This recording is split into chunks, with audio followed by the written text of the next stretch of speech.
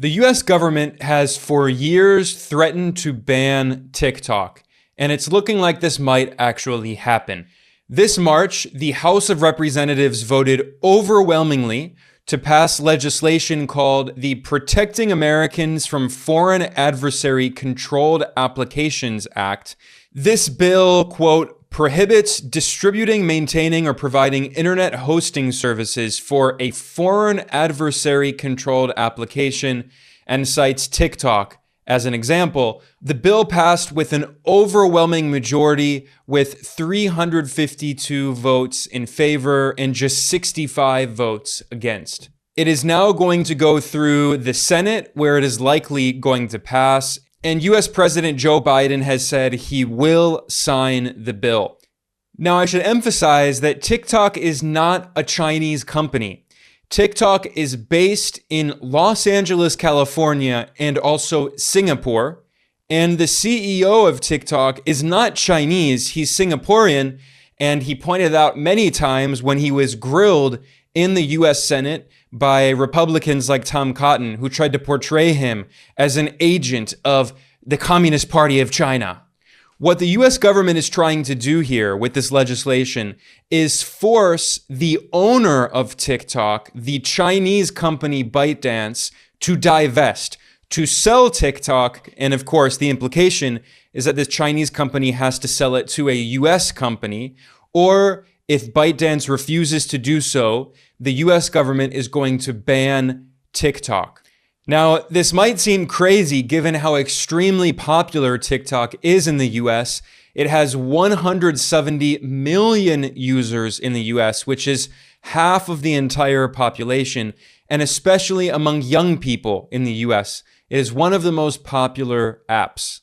But what we're seeing is that the US government is waging a technological war against China, and the US is essentially trying to ban all competition from Chinese tech companies in order to protect US big tech monopolies. Any apps, any technological products that are made by Chinese companies, the US is trying to ban them, put tariffs on them, whether it is Chinese electric vehicles, Chinese solar panels, Chinese phones, like from the company Huawei. The US is trying to prevent China from technologically developing, and TikTok is only one part of this larger technological war.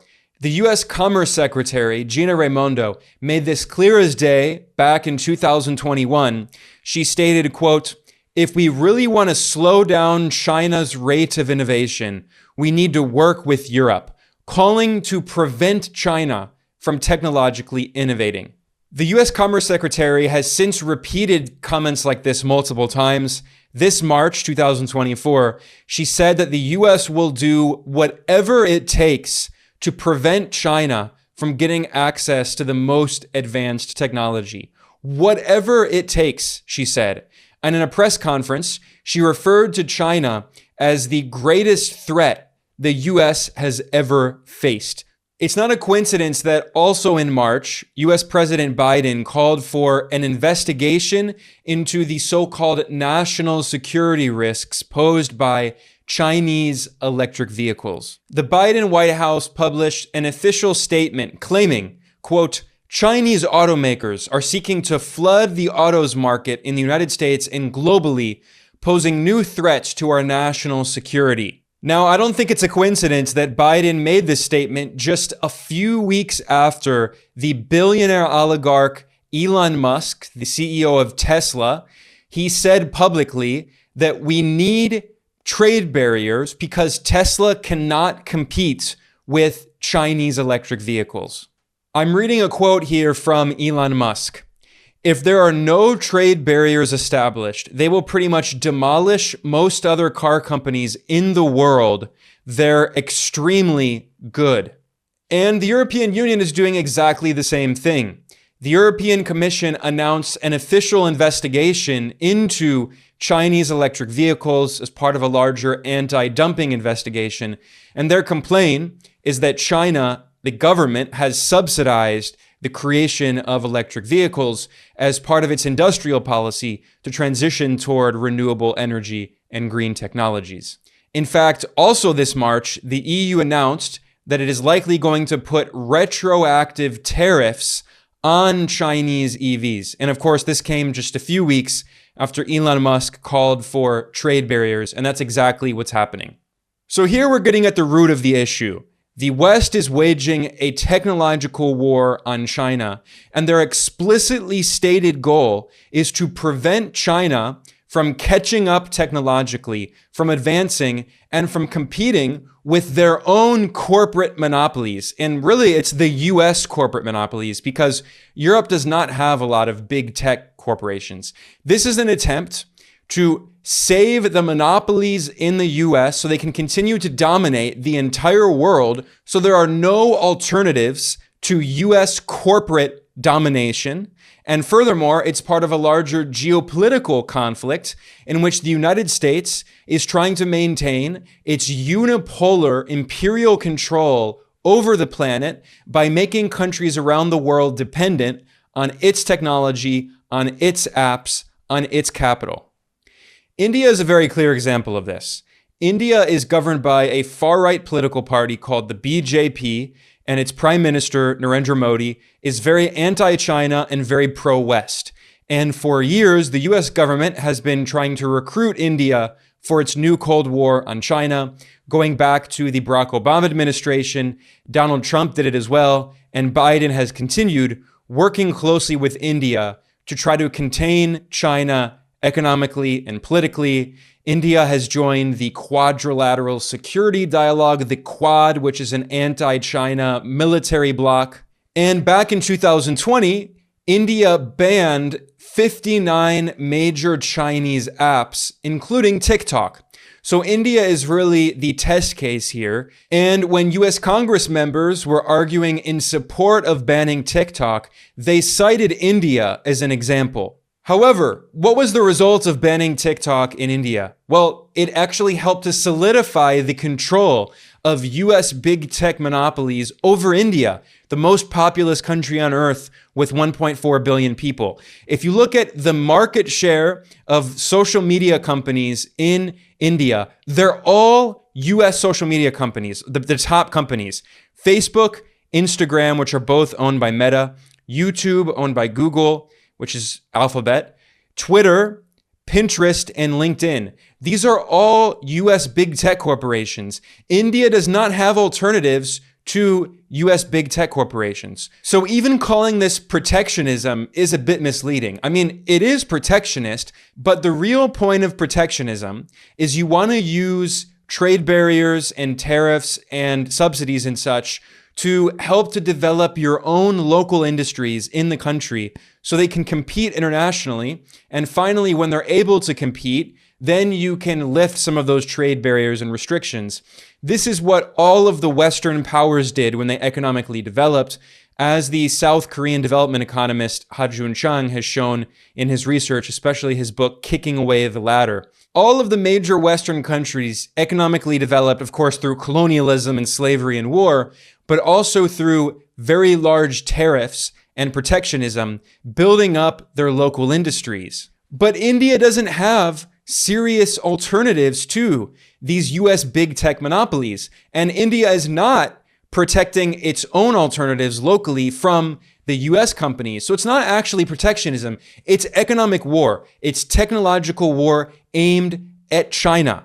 It's not all foreign companies that are being targeted. It's Chinese companies that are being targeted. And this is a concerted attempt led by the US and its allies and proxies to try to bankrupt and sabotage all of the Chinese competitors to its big tech monopolies. In fact, Forbes published a very revealing article back in 2023 titled, "Banning TikTok Would Boost Alphabet, Meta, and Snap. Here's how much their stocks could jump." So this really let the cat out of the bag. This is the financial press in the US salivating over the idea of banning competitors to US big tech monopolies. And that's not all.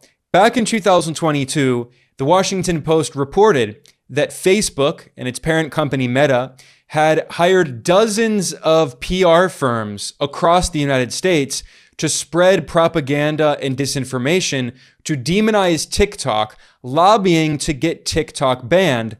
Of course, because TikTok is one of the biggest competitors to Meta. And of course, Meta is the parent company of Facebook, of Instagram, and also of WhatsApp, one of the most popular messaging programs in the entire world. And of course, Meta's CEO is the billionaire oligarch Mark Zuckerberg. And Meta has many contracts, billions of dollars of contracts with different US government agencies. And what's particularly funny is that Facebook hired a political firm that is closely linked to the Republican Party, and they use conservative messaging to portray TikTok as a so-called Chinese communist threat, and also to portray TikTok as a threat to children in the US.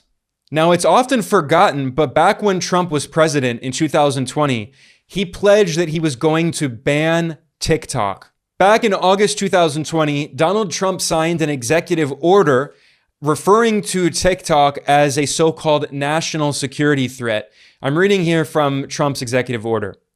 The spread in the United States of mobile applications developed and owned by companies in the People's Republic of China continues to threaten the national security, foreign policy, and economy of the United States. Note how he singled out the economy in particular. He means a threat to U.S. big tech monopolies. And then Trump said in the executive order, quote, action must be taken to address the threat posed by one mobile application in particular, TikTok. NPR reported on this at the time with the headline, Trump signs executive order that will effectively ban use of TikTok in the US.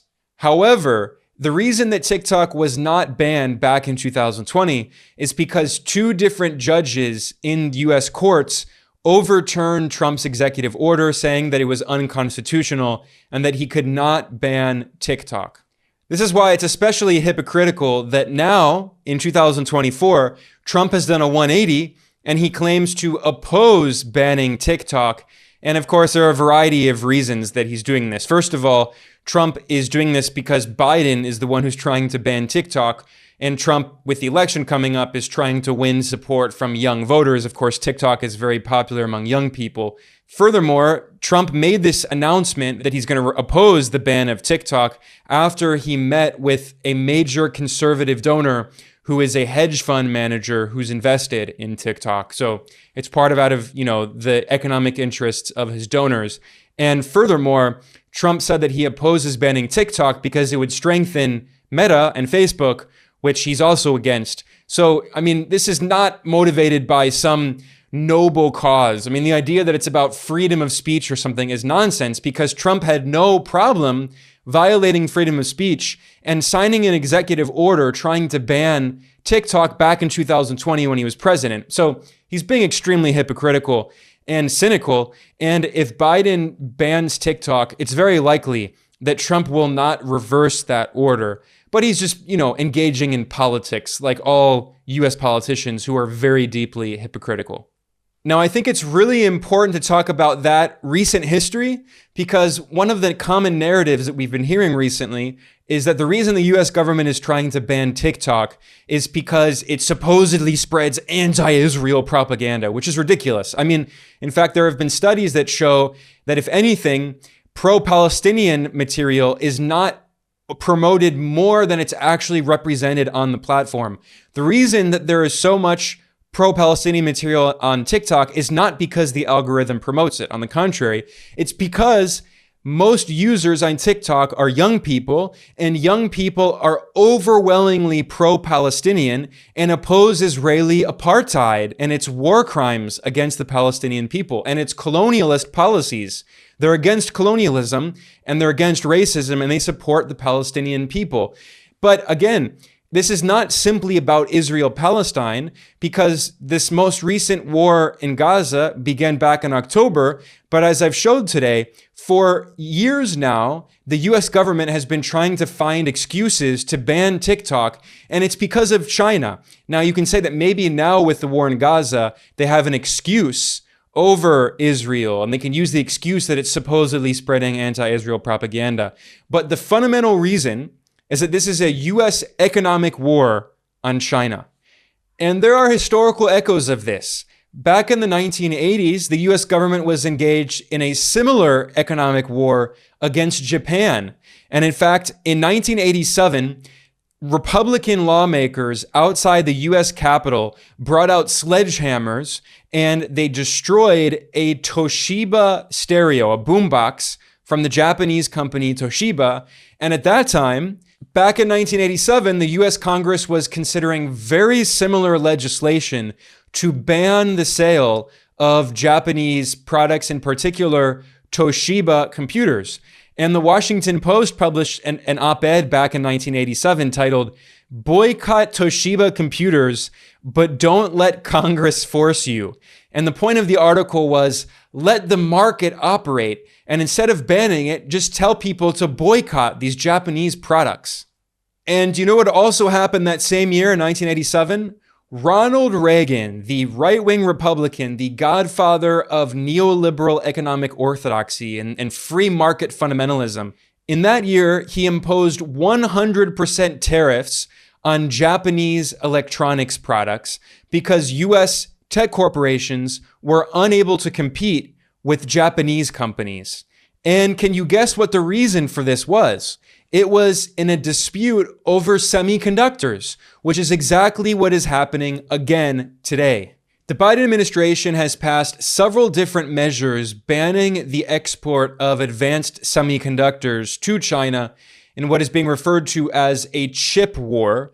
And Washington's goal is to try to prevent China from developing and innovating in some of the most important cutting-edge technologies, such as artificial intelligence and quantum computing. The ultimate irony that I want to emphasize here is that the US government has spent decades imposing neoliberal economic orthodoxy on other countries, telling them that they have to privatize state assets and sell off companies to foreign investors, to foreign capital, in particular to US companies. But at the same time, the US government has been engaged in these economic warfare policies and protectionist policies when it's politically convenient and economically convenient for Washington. In fact, just a few months after Ronald Reagan put 100% tariffs on Japanese tech products in 1987, then in 1988, he gave a speech praising free trade. Reagan called for rejecting protectionism and talked about how one of the key factors behind our nation's great prosperity is the open trade policy, which of course is completely false. In reality, the US was one of the most protectionist economies on earth until World War II. And then when the US established its economic hegemony and domination of much of the world economy, then the US lifted its protectionist policies and preached free trade and free markets. Once again, economist Ha-Joon Chang has shown in his research in the book Kicking Away the Ladder, the hypocrisy of the US and before that the British Empire. They always preach free trade when it's in their economic interest. But when it's no longer in their economic interest, they resort to protectionism and economic war. And this is exactly what we're seeing again today.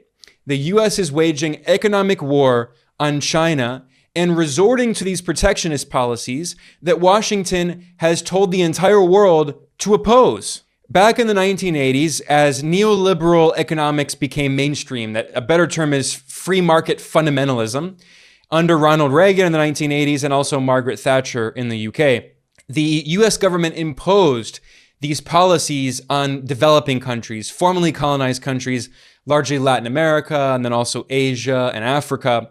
And this became solidified in 1989 in what was known as the Washington Consensus. And there was a 10-point program that called for this neoliberal orthodoxy that called for governments to reduce trade restrictions, abolish barriers to foreign direct investment, privatize state-owned companies, abolish policies that restrict competition. These are all things that the US is opposing today. And if a country in the global south were to engage in these kinds of policies, they would be deemed socialist, authoritarian, anti-freedom, opposed to the free market.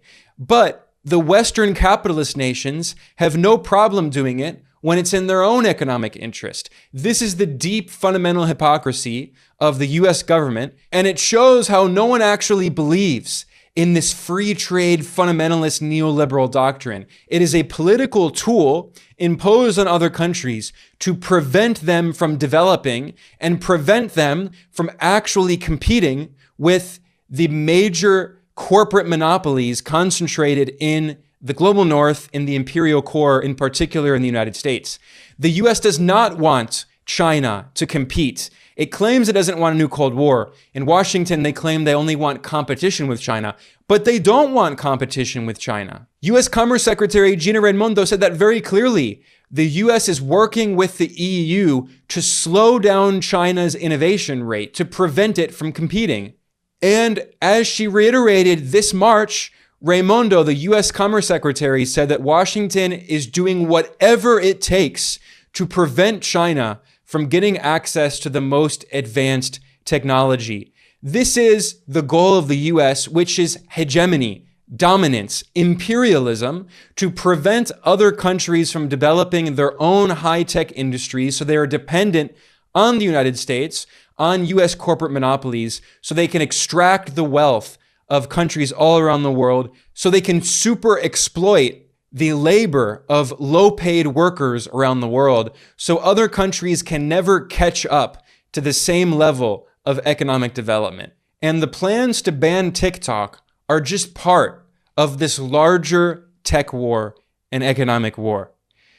On that note, I'm going to conclude here. I could say a lot more, and I will say more in the future. Of course, this is a topic I'm going to come back to a lot here at Geopolitical Economy Report. I think it's misunderstood, and I think the media has done a very bad job of reporting on this. So I'm trying to provide more context and information to help educate people. On that note, I want to invite everyone to please like and subscribe to help to promote this material in the algorithm. And I will be back very soon. I'm Ben Norton. Thank you for joining me today.